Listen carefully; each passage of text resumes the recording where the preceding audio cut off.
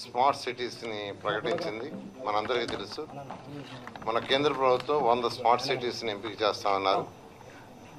దేశంలో 100 స్మార్ట్ సిటీస్ని ఎన్నిక చేయడం జరిగింది. అందులో మొదట మనకు ఆంధ్రప్రదేశ్కి 3 వచ్చినాయి. అయితే 100 స్మార్ట్ సిటీస్కి గాను ఫస్ట్ ఫేజ్లో 20 సెలెక్ట్ చేస్తామన్నారు. ఆ 20 సెలక్షన్లో మనకు విశాఖపట్నం మరియు కాకినాడ 2 సెలెక్ట్ అనేవి. అదేవిధంగా థర్డ్ ఫేజ్లో తిరుపతిని కూడా సెలెక్ట్ చేశారు. అంటే 100లో ఫస్ట్ ఫేజ్లో 23, సెకండ్ ఫేజ్లో, థర్డ్ ఫేజ్లో, ఫోర్త్ ఫేజ్లో కొన్ని సెలెక్ట్ చేసుకుంటూ వచ్చారు. ఇప్పుడు 90 సెలెక్ట్ చేశారు. మరొక ఫేజ్లో కూడా మరొక 10 సెలెక్ట్ చేస్తారు. అయితే మన రాష్ట్రానికి టాప్ 100లో ఏదైతే 3 సెలెక్ట్ చేశారో ఆ 3 ఫస్ట్ ఫేజ్, థర్డ్ ఫేజ్లో అయిపోయినాయి. అయితే ఇప్పుడు మన అమరావతిని కూడా స్మార్ట్ సిటీలో సెలెక్ట్ చేయమని రిక్వెస్ట్ చేయటం, దానికి కేంద్ర ప్రభుత్వం పాజిటివ్గా స్పందించి మన అమరావతిని కూడా ఈ 4th ఫేజు సెలెక్ట్ చేసి దాంట్లో ఈరోజు సెలెక్ట్ చేశారు. చాలా సంతోషం.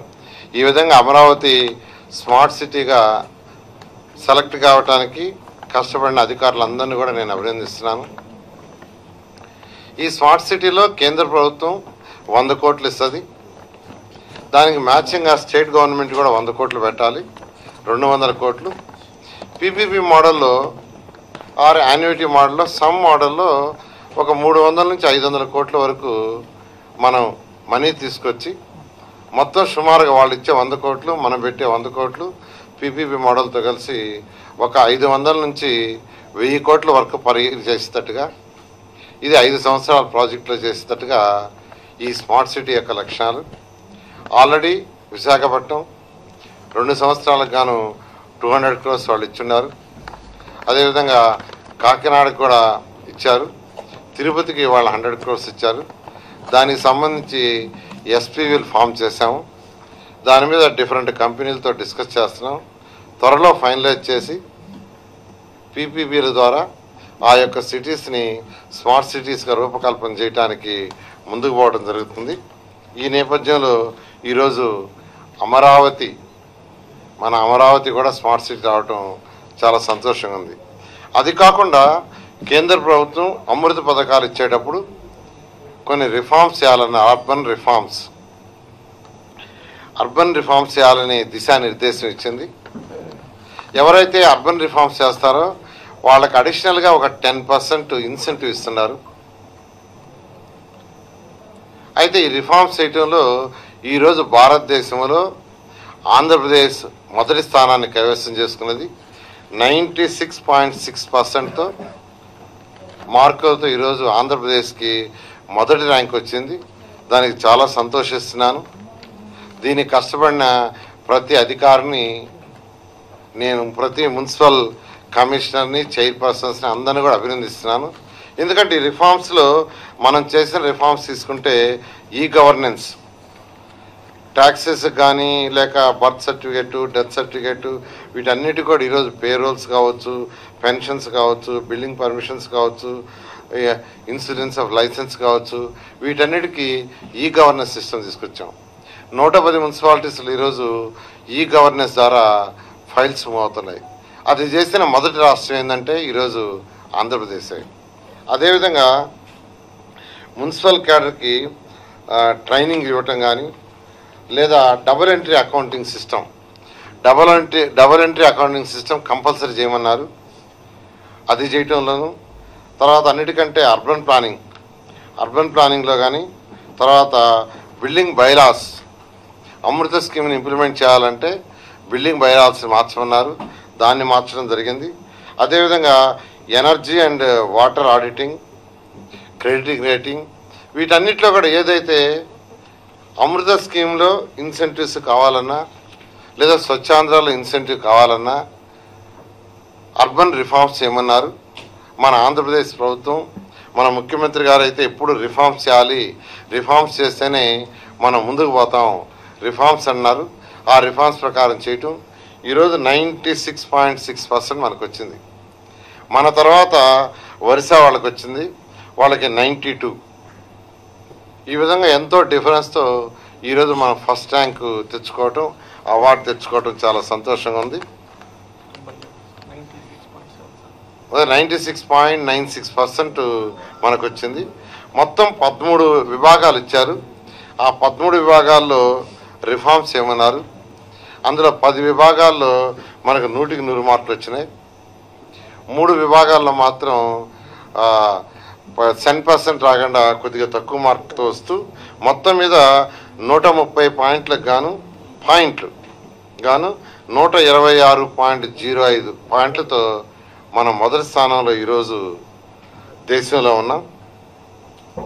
ఈ విధంగా ఈరోజు ఈ యొక్క ఫర్ ఎగ్జాంపుల్ మనకు స్వచ్ఛాంధ్ర ఉంది. స్వచ్ఛాంధ్ర దానికి మనకు 10% ఇన్సెంటివ్ ఇచ్చారు, ఆల్రెడీ ఇచ్చారు. ఎందుకంటే మనం ఓడిఎఫ్ని పర్ఫెక్ట్గా ఇంప్లిమెంట్ చేసామని, ఈ రిఫార్మ్స్ని పర్ఫెక్ట్గా ఇంప్లిమెంట్ చేసామని. ఈ విధంగా ఈరోజు ఆంధ్రప్రదేశ్లోని మున్సిపల్ శాఖ అనేక రిఫార్మ్స్, అవే కాదు, ఈరోజు స్మార్ట్ సిటీ తీసుకుంటే మొత్తం 4 అయినాయి.